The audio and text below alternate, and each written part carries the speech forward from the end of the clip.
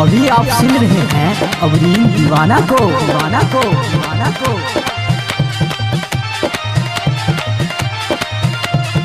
अभी आप सुन रहे हैं खुटोना से मैथिली म्यूजिक की प्रस्तुति।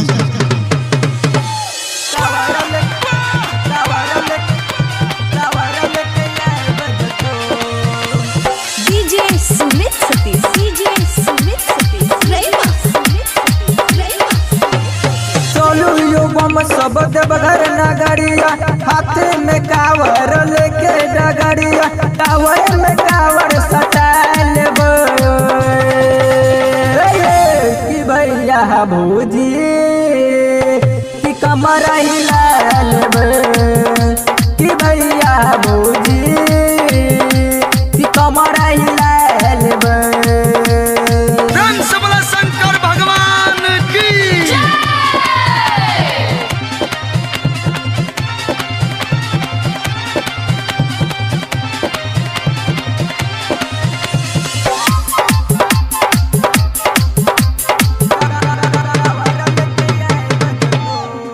अभी आप सुन रहे हैं अवरीन दीवाना को।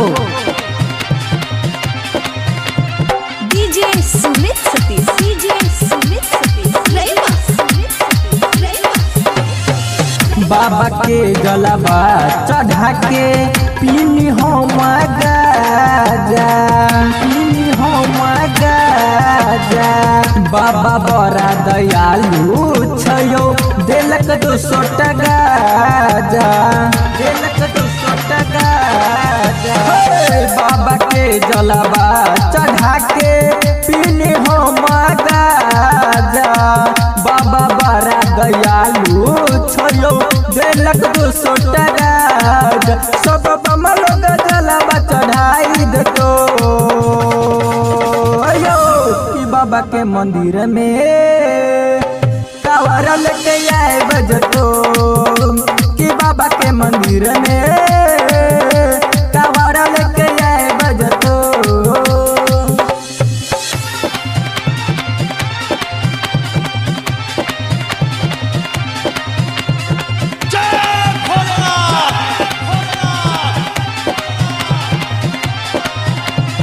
अभी आप सुन रहे हैं खुटोना से मैथिली म्यूजिक की प्रस्तुति। अभी आप सुन रहे हैं अवरीन दीवाना को। डीजे सुमित सतीश, डीजे सुमित सतीश, जल यौरी फूल लेके करब बाबा के पूजा, करब बाबा के पूजा। छयो बहुते भीड़ बाबा, कोना करब हम पूजा, कोना करब हम पूजा। जल यौरी फूल लेके करब बाबा के पूजा।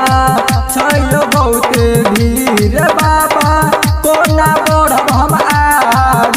अवरीन दीवाना आए बजतो कि बाबा के मंदिर में कि जलवा चढ़ाई देतो, कि बाबा के मंदिर में जलवा चढ़ाई देतो। चलू यो बम सब देवघर नगरिया, हाथ में कावर लेके डगरिया, कावर में कावर सटाल ना आयो कि भैया भौजी कि कमर हिलाल ना।